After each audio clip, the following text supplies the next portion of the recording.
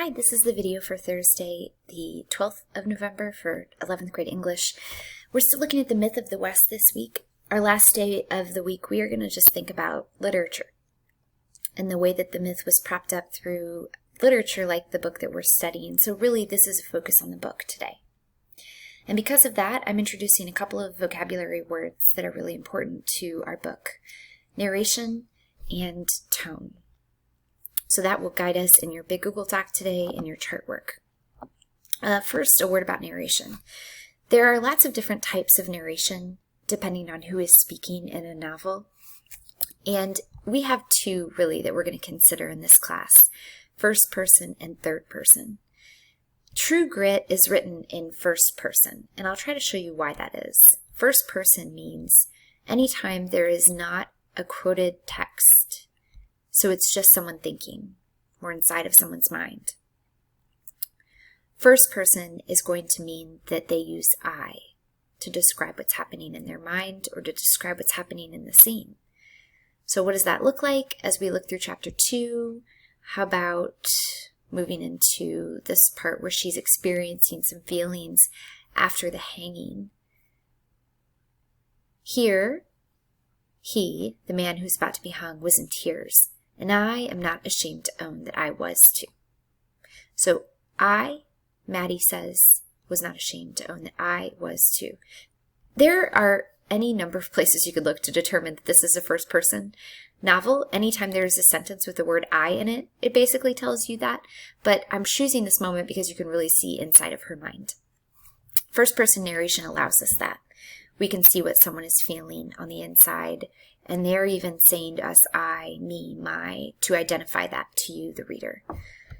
Third person is when the non-quoted text uses he or she. So it never says, I felt this way. It'll say, referring to a person who might be our protagonist, she watched the hanging. She saw the man who gave his last speech before he died. She felt sad. She cried. Third person. There's really abilities to see inside of people's minds, no matter if it's first or third.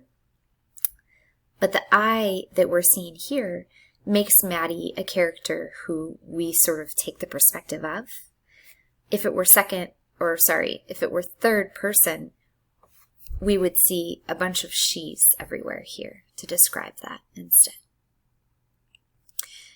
Why would you do one or the other as the author? It's really up to you. It's really up to the voice that you're going for. They're both good. There's not a hierarchy here. Now, once you're inside of this world, first person or third person, you can have two specific styles. The first is limited, and the second is omniscient.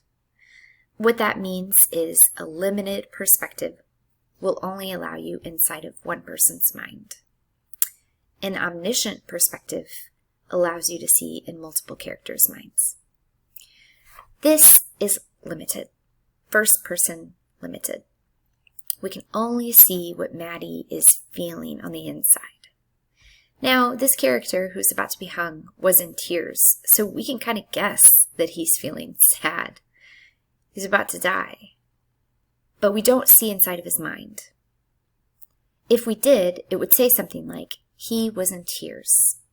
He thought about all of the times that he had with his sons when they were young and was sad that he would never see them again. Something like that. We would be able to see what he's thinking, but we can't. We can only see his tears.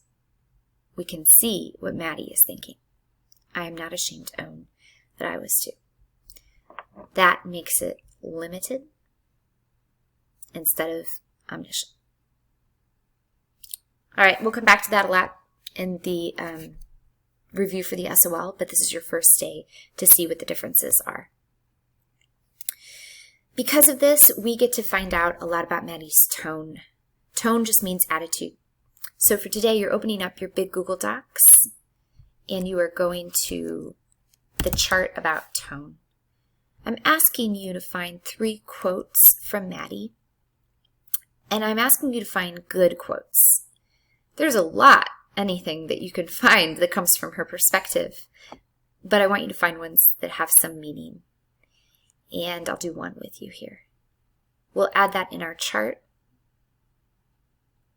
and then we're going to try to understand what is her tone in this quote. So I put this in the audiobook for today because I think it might be helpful if you're going to listen to the book instead of read it. And we'll go back a little bit. At the supper table, and all men, except for me and Mrs. Floyd, and the poor old blind woman who was called Grandma Turner. Mrs. Floyd was a right big talker. She was pale and asked me impertinent questions about my family. It was all I could do to reply politely. I didn't wish to discuss the thing with idly curious strangers, no matter... Okay, so I'll use that one. Oops.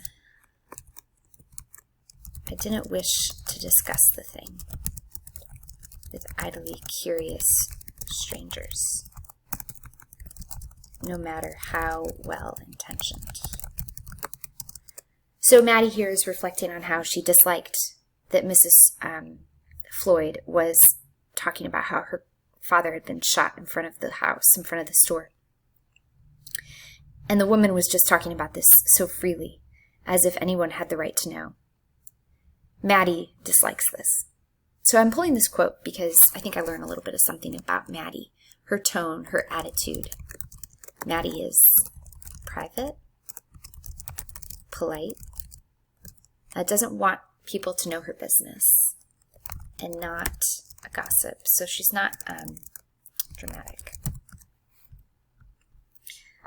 So I'm going to move the quote over where I asked you to put yours here. And that's what you're meant to do twice more, is to find a quote from Maddie in the tone. The stem for today is really about what Maddie is off to do. She is looking for a man of true grit. We're going to find this in the next chapter. And why is something that you're going to find out in chapter 2. But I'll give you a little preview to it now. Maddie needs help. She can't kill Tom Chaney on her own. She needs someone to help her find him.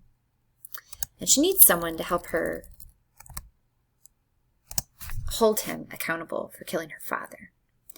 So she wants a U.S. Ranger, a federal marshal. And she goes to the sheriff to say, who should I find? I need a good man to help me track down this Tom Chaney. And the sheriff gives her a number of names. One, he says, is Rooster Cogburn, the most mean one there is. And Maddie says, tell me where I can find him. So Maddie is looking for a man of true grit. Now, what that means is sort of up to you. She doesn't explain it, but we'll talk about it next time. Today, I just wanted to give you that preview. Maddie is looking for a man of true grit to help her on her journey to find the killer of her father. So there's your stem.